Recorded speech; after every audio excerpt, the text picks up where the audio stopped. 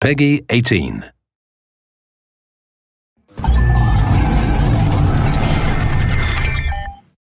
Hello everyone, I'm Colin Graham. I'm the animation director on Watch Dogs, and today I'm excited to present to you a vertical slice of the Watch Dogs free roaming experience. So actually, this is not a mission. Everything we're going to showcase today is completely systemic, and we're free to do as we please.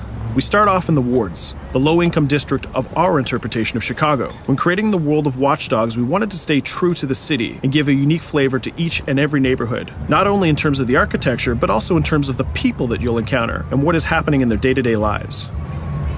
In the wards, you'll see working-class citizens, rusty cars, gang members, abandoned houses, and low-grade pawn shops. It's really not the kind of place that you're going to want to be alone after dark. Nowadays, modern cities are increasingly managed by software, controlling traffic lights, electricity grids, and surveillance systems. In our version of Chicago, this management software is called CTOS, or the Central Operating System. The CTOS controls everything in the city, and it was created by the Bloom Corporation. Since the CTOS has been installed in Chicago, people get to work faster, the crime rate is dropped, and the communication networks are now more accessible and stable than they ever were before. It goes without saying that if everything is connected, somebody able to take over the system would be extremely powerful. At this point in the game, we don't have control over this district's CTOS system. The icons that you see over people's head mean that we cannot hack into their mobile devices at the moment. We need to find the CTOS control center, install a backdoor virus into the system to take control over all of the infrastructure in this district. There it is, the CTOS control center.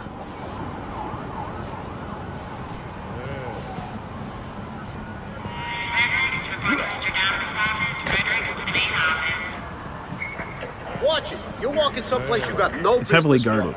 Let's see if we can find the server access codes from a distance. With cameras, we can explore restricted areas without being spotted, tag different guards, and access details on their lives. What the hell is she doing with that weasel motherfucker? It seems that Bloom employees all have a sort of shady past. There it is, the access code to the server room. Unfortunately, we can't access the server via the cameras. We need to sneak inside. One thing that was really important to us when we designed Watch Dogs was to fully support different player styles. Every situation in the game can be tackled the way the player sees fit. In this situation, we can go all out guns blazing, completely stealth without the guards ever seeing us, or we can hack from a distance without ever setting foot inside the restricted area. Let's hack this forklift. Aiden can use the environment to distract and lure guards. Pretty much anything you hack has multiple functions. So, for example, you could use this forklift to access the roof, or you could use it to create cover. Hacking in Watch Dogs is all about player expression. Let's set an improvised explosive device so we can hack it a little bit later.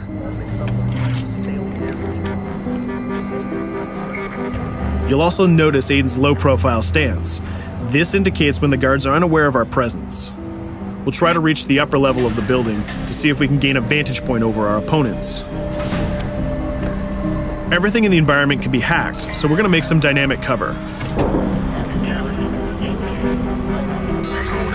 That's how you spend a day off. Some quality meat. We'll use this forklift to lure the guard towards our IED that we set earlier. Let's see how this plan unfolds. You're working them on.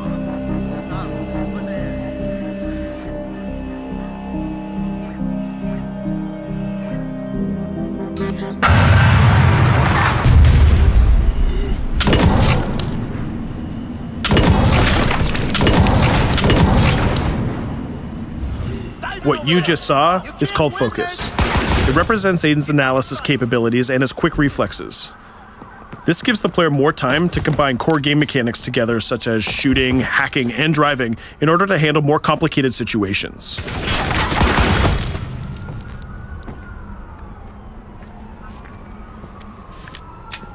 Now we can access that control room.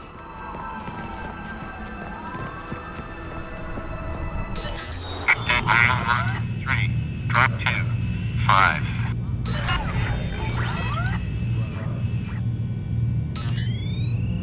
Now we'll be able to hack all of the devices connected to the CTOS within the districts. Thousands of cameras, traffic lights, the electricity grid, and most importantly, all of the citizen information profiles. We can also benefit from the Chicago Police Department Crime Prediction System, which uses facial and pattern recognition to spot potential criminals or potential victims. Since this is a pretty rough neighborhood, I'm pretty sure we're going to stumble on some suspected criminal activity pretty soon. And there it is. The system just pushed an alert of a potential crime. We can see the system trying to triangulate the location on our minimap. Take note, this isn't a mission. This can happen anywhere at any time. We've just spotted a potential victim. It's always up to the player if he wants to investigate or not, to take action or not. So let's see how this turns out. Yeah, you're right. Could I just...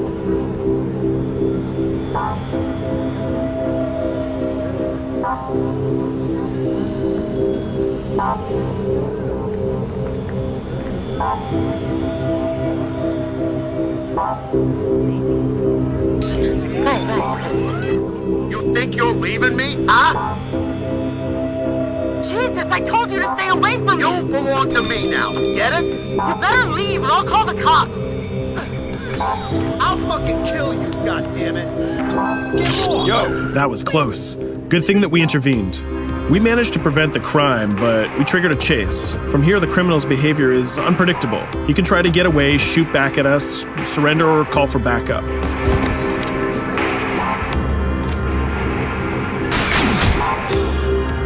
It seems like he decided to get away by car. Let's chase him down. In Watch Dogs, we have a wide variety of vehicles. Each one of them has their own unique properties and handling. Let's see how we can use the CTOS to our advantage to neutralize this criminal and leave the cops to deal with him later.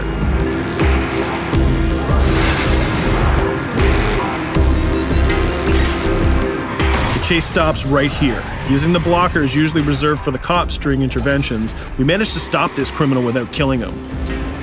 This gives us a reputation bonus. This system is at the core of the Watch Dogs experience. Depending on how we handle different situations in the game, the media and the citizens will have a different perception of our hero, whether he is a true vigilante or a reckless criminal. This will have repercussions throughout the game. Now, let's head for the Loop, the historical district of Chicago, where you're going to find the most iconic buildings in the city.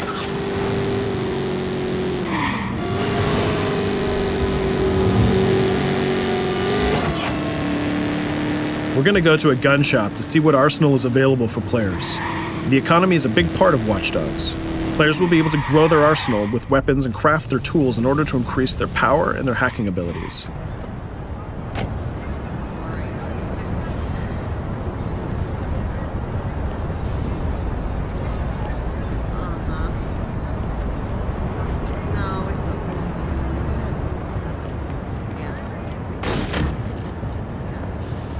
You will find all of the weapons that you would expect in a traditional shooter. Pistols, assault rifles, guns, sniper rifles, and grenade launchers, just to name a few. A lot of bullets were fired in our last encounter with the CTOS guards. Let's stock up on some more ammo. Finding everything.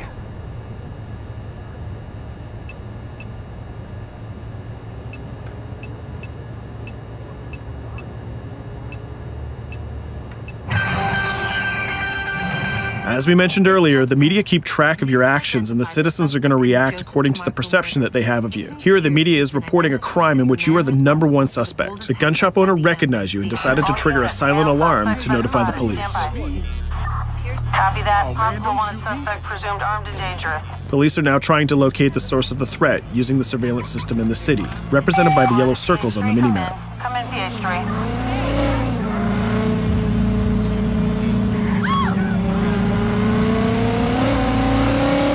Aiden is able to stall their efforts by hacking into their communication systems while avoiding the scanning areas.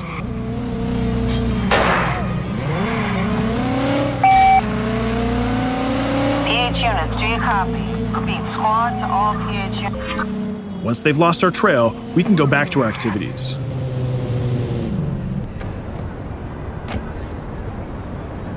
One thing that Bloom did to win over the population of Chicago with the CTOS project was to install free Wi-Fi hotspots throughout the city. Free Wi-Fi is cool, but not very safe with someone like Aiden Pierce around. Hacking into this box is going to give us access to every device that's connected to it. So let's see where that brings us.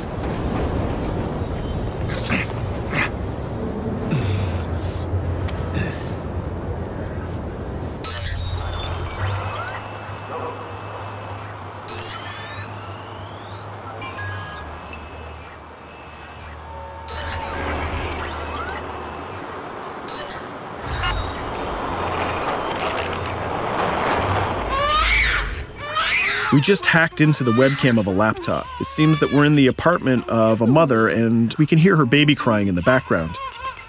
Her bank information is in her mobile phone sitting right there on the table in front of us. It's totally up to the player whether we decide to steal it or not. Of course, this won't affect our reputation because nobody can witness this action. Just like in real life, nothing is totally black or white, but rather many shades of gray. This is exactly the situation where we want the player to question his own morality. Let's go withdraw that money. If you think that you're alone, think again. Aiden is not the only hacker in town. Someone's trying to install a backdoor virus on Aiden's phone in order to steal a portion of the information that he's gathered through the game so far. First, we're gonna have to reach the area where the signal is coming from.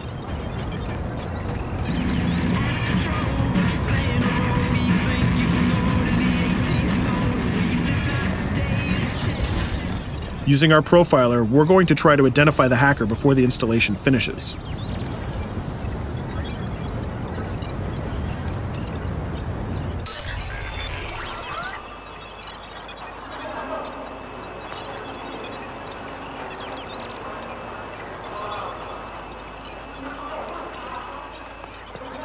There he is.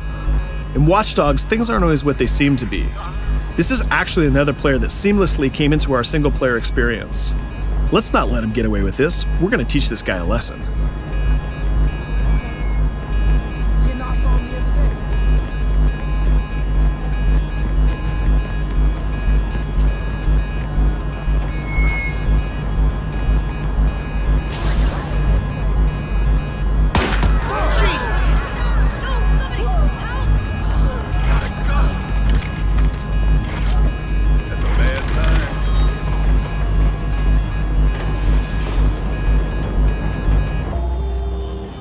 We stopped the hack, but the hacker managed to get away. I don't know about you, but we can't let this pass by. We need to retaliate. Using the grid, let's see if we can find that second player. There he is. Let's enter his game seamlessly.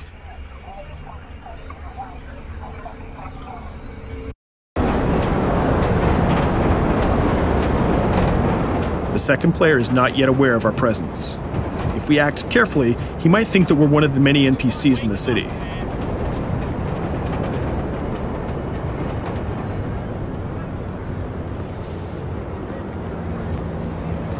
What was that?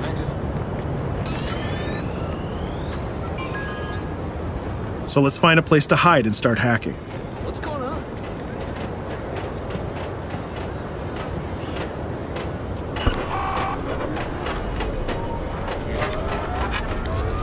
The second player has just been alerted that a breach has occurred on his phone. He's trying to find us using his profiler.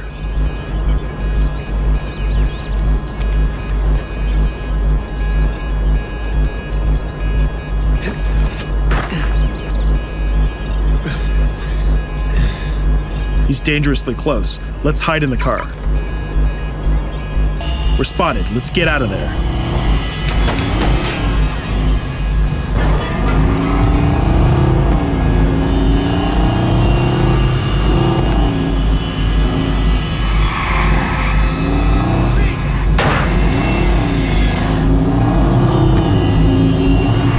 Let's set up an ambush right here. By dragging the other player back here into the alley, we make sure that no civilians get hurt during the firefight. We didn't succeed in hacking the second player, but we did get a little bit of revenge. So that's what we have time for today. We hope you enjoyed our quick gameplay session. Stay tuned for more about Watch Dogs.